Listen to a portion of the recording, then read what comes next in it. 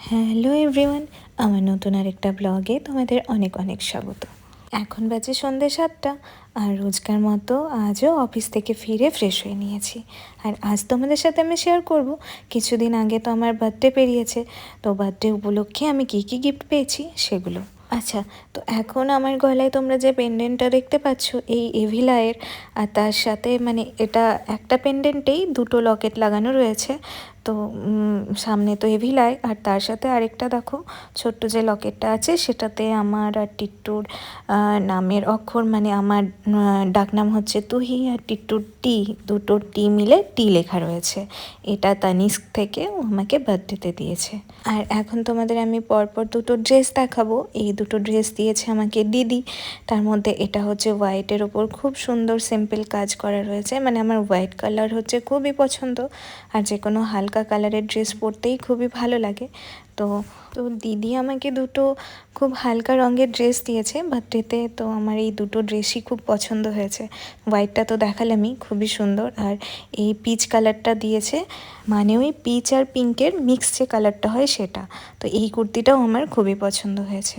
আর তার সাথে না ও আমাকে আদিযোগী মহাদেবের একটা স্ট্যাচু দিয়েছে। যদিও এটা জন্মদিন উপলক্ষে কেনা নয়, অনেক দিন আগে ওরা ওখানে ঘুরতে গেছিলো বলে তখন থেকে এনে রেখেছিল, তো সেটাও দিয়েছে। আজ তোমাদের সেটাও দেখিয়ে দিচ্ছি। আর জানো তো এই মহাদেবের স্ট্যাচুটি আমার কাছে এত লাকি, মানে যেদিন থেকে উনি আমার কাছে এসেছেন সেদিন থেকেই আমার সাথে না সব ভালো ভালো জিনিস হচ্ছে। তো মহাদেবের কাছে একটাই প্রার্থনা, উনি যেন আমাদের সবসময় এতটুকু শক্তি দেন যাতে যে কোনো পরিস্থিতিতে আমরা সবসময় পজিটিভ থাকতে পারি। বাড়িতে আলাদা করে ঠাকুর ঘরে তো ঠাকুর আছেনই, তারপরেও আমি রুমের মধ্যে একটা তাকে না কিছু ভগবানের মূর্তি সাজিয়ে রেখেছি, মানে রোজ সকালে উঠে দর্শন করার জন্য, আর রুমে যাতে একটা পজিটিভ ভাইবস থাকে সবসময় তার জন্য।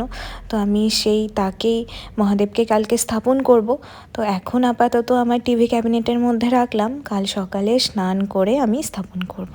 তার সাথে বার্থডেতে অনেকগুলো চকলেটও পেয়েছিলাম, তার মধ্যে কিছুগুলো খাওয়া হয়ে গিয়েছে, আর একটা তোমাদের দেখালাম, ওটা একটা ভাই দিয়েছিল। আর বাবা মা কোনো গিফট দেয়নি, কিন্তু হাতে টাকা দিয়েছিল, বলেছিল নিজেদের ইচ্ছে মতো জিনিস কিনে নিতে। যাই হোক, এবার চলে এলাম রান্নাঘরে ডিনার বানাবো বলে।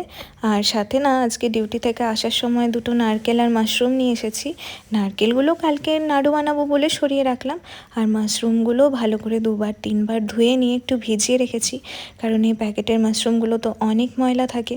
তো কিছুক্ষণ ভিজিয়ে রাখলে সেগুলো আস্তে আস্তে পরিষ্কার হয়ে যায়। ভিজিয়ে রাখার পরেও যখন কেটে নিলাম, কাটার পরেও না আমি 2-3 বার জল পাল্টে পাল্টে আরও কয়েকবার ধুয়ে নিয়েছি। আর এই বটম মাশরুম আমার না খুব ফেভারিট। আগে জানো তো টিটু একদম মাশরুম খেতে চাইতো না, তবে এখন আমার পাল্লায় পড়ে ওরও না খাওয়া অভ্যেস হয়ে গিয়েছে, আর ও এখন এটা ভালোবেসেই খায়। আর মাশরুম রান্না হলে তো আমার আর কিচ্ছু লাগে না, আমি শুধু এই মাশরুম দিয়েই খেয়ে নিতে পারি। আজ না রান্নাটা একটু জলদি করে কমপ্লিট করে নিতে হবে। যদিও কোনো দিনই রান্নাতে আমার বেশি সময় লাগে না, মানে নর্মাল রান্না থাকলে সেটা আধা ঘন্টার মধ্যেই হয়ে যায়, তবে আজ আর একটু তাড়াতাড়ি করতে হবে, কারণ আমাদের বিয়ের ফটোগুলো আজকে সিলেক্ট করতে বসবো।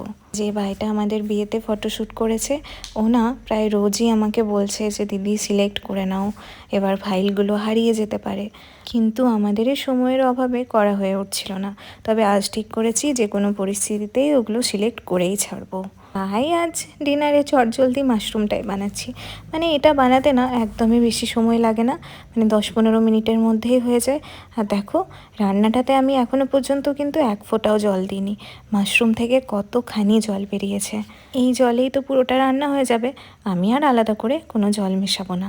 এদিকে তোমাদের সাথে কথা বলতে বলতে আমার রান্নাটাও প্রায় হয়ে এসেছে।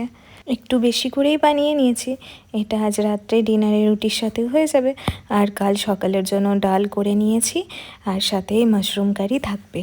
আর এখনকার ওয়েদারটা এত খারাপ যাচ্ছে, সকাল দিকে তো প্রচণ্ড রোদ গরম, আর বিকেল হলেই হালকা হালকা বৃষ্টি হয়ে যাচ্ছে।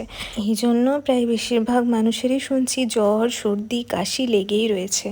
আমার তো জানো তো সেই কবে 1 মাস আগে কাশি শুরু হয়েছে, এখনও না পুরোপুরি সারতে চাইছে না।